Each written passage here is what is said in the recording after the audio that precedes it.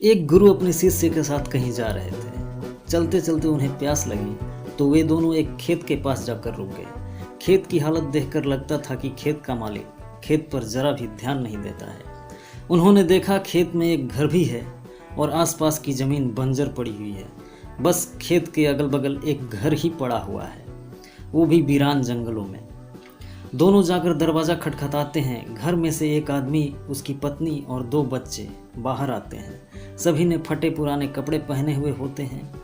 गुरु और शिष्य उन्हें देखते हैं। गुरु कहते हैं, क्या हमें पानी मिल सकता है? काफ़ी प्यास लगी हुई है। वह व्यक्ति उन्हें पानी लाकर देता है। फिर गुरु कहते हैं, आपका खेत इतना अच्छा है, लेकिन इसमें कोई भी फसल क्यों नहीं बोई गई? व्यक्ति कहता है, हमारे पास एक भैंस है जो काफ़ी दूध देती है, जिसे बेचकर और पीकर हमारा गुजारा हो जाता है, इसलिए बेवजह खेती क्यों करूं? गुरु काफ़ी सोच में पड़ जाते हैं और उनका शिष्य भी कुछ देर सोच में डूब जाता है। गुरु कहते हैं, क्या हम आज की रात यहाँ रुक सकते हैं? कल सुबह होते ही हम यहाँ से निकल जाएंगे। व्यक्ति कहता है, ठीक है, आप यहाँ रुक सकते हैं। गुरु और शिष्य रुकने का प्रयत्न करने लगते हैं। आधी रात होते ही गुरु अपने शिष्य से कहते हैं, उठो, हमें अभी के अभी यहाँ से निकलना है, लेकिन जाने से पहले हम इस व्यक्ति की भैंस को पहाड़ से गिराकर मार देंगे। कुछ देर शिष्य गुरु की बातों को सुनकर सोच में पड़ जाता है और फिर यह सुनकर शिष्य को काफ़ी बुरा लगा, लेकिन वो अपने गुरु की बात टाल नहीं पाया। वे दोनों रातों रात भैंस को मारकर वहाँ से भाग जाते हैं। गुरु और शिष्य वहाँ से भागकर चले जाते हैं।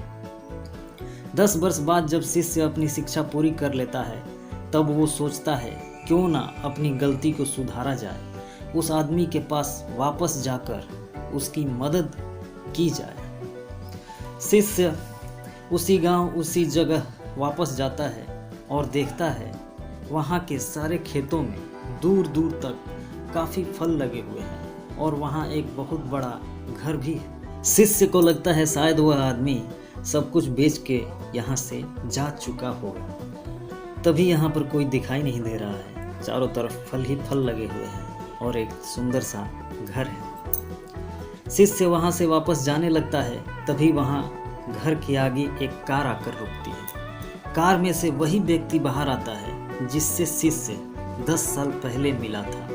शिष्य उसके पास जाकर कहता है, आपने मुझे पहचाना? मैं 10 साल पहले आपसे मिला था। व्यक्ति कहता है, हाँ, उस दिन को मैं कैसे भूल सकता हूँ। शिष्य कहता है, आप तो बहुत गरीब थे, आखिर आप इतने अमीर कैसे बन गए? अभी आपका इतना बड़ा घर है, गाड़ी है, कृपया बताइए। व्यक्ति कहता है, क्या बताऊँ, आपके जाने के बाद मेरी भैंस की मौत हो गई। मैं कुछ दिन काफ़ी दुखी रहा, परेशान रहने लगा, काफ़ी सोच में डूब गया मैं। लेकिन जीवन जीने के लिए कुछ तो करना ही था। मैं लकड़ियाँ काट कर बेचने लगा, जिससे कुछ पैसे आए तो मैंने खेत की बुआई कर दी। फिर उससे और पैसे आए तो मैंने सारी जगह खरीद ली और फलों की बुआई करवा दी। और आज मैं आसपास के इलाकों में फलों का सबसे बड़ा व्यापारी हूँ और मेरे पास लाखों रुपए हैं। अगर उस दिन भैंस की मौत नहीं हुई होती तो आज मैं इतना सफल नहीं हुआ होता।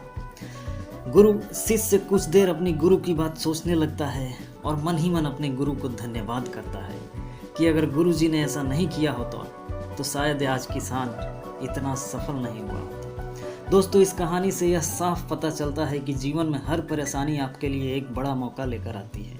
अगर अभी आपके जीवन में परेशानी आई है तो यकीन मानो एक बहुत बड़ी सफलता भी अपने साथ लेकर आई है।